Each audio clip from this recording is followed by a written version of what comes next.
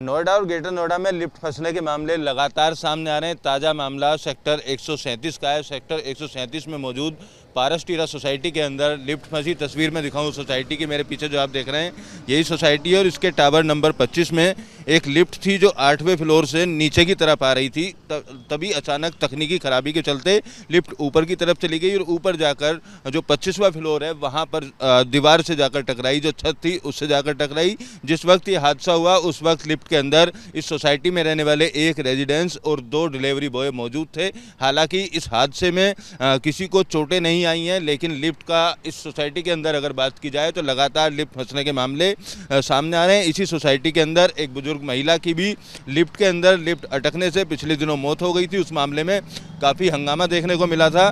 बावजूद उसके लिफ्ट का रखरखाव अभी भी पूरी तरीके से सुचारू यहाँ पर नहीं किया गया है। इस तरीके के हादसों में कमी लाने के लिए यूपी सरकार ने लिफ्ट एक्ट कानून को भी पास किया है, हालांकि उसको भी इम्प्लीमेंट नहीं किया गया है। इस तरीके के हादसों की रोकथाम के लिए और लोगों को लिफ्ट से नुकसान ना पहुंचे इसीलिए इस कानून को बनाया गया है। लेकिन नोएडा और ग्रेटर नोएडा के इलाकों की बात की जाए तो आए दिन सोसाइटियों के अंदर लिफ्ट फंसने और लोगों को लिफ्ट के अंदर चोट लगने या तमाम तरीके के नुकसान होने की जो खबरें हैं वो लगातार सामने आती हैं। फिलहाल अब दूसरी तीसरी बार इस सोसाइटी के अंदर जिस तरीके से मामला सामने आया, देखना होगा कि संबंधित विभाग जो प्राधिकरण है जिसकी जिम्मेदारी बनती है तमाम रखरखाव को लेकर वो किस तरीके की कार्रवाई करता है, क्योंकि आए दिन इसी तरीके के मामले लगातार सामने आ रहे हैं। नोएडा और ग्रेटर नोएडा में लिफ्ट फंसने के मामले लगातार सामने आ रहे हैं। ताज़ा मामला सेक्टर 137 का है। सेक्टर 137 में मौजूद पारसटीरा सोसाइटी के अंदर लिफ्ट फंसी। तस्वीर में दिखाऊं सोसाइटी की, मेरे पीछे जो आप देख रहे हैं यही सोसाइटी है और इसके टावर नंबर 25 में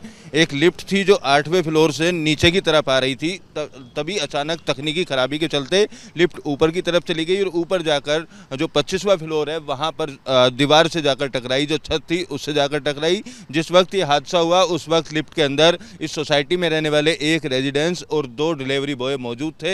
हालांकि इस हादसे में किसी को चोटें नहीं आई हैं, लेकिन लिफ्ट का इस सोसाइटी के अंदर अगर बात की जाए तो लगातार लिफ्ट फंसने के मामले सामने आ रहे हैं। इसी सोसाइटी के अंदर एक बुजुर्ग महिला की भी लिफ्ट के अंदर लिफ्ट अटकने से पिछले दिनों मौत हो गई थी। उस मामले में काफ़ी हंगामा देखने को मिला था।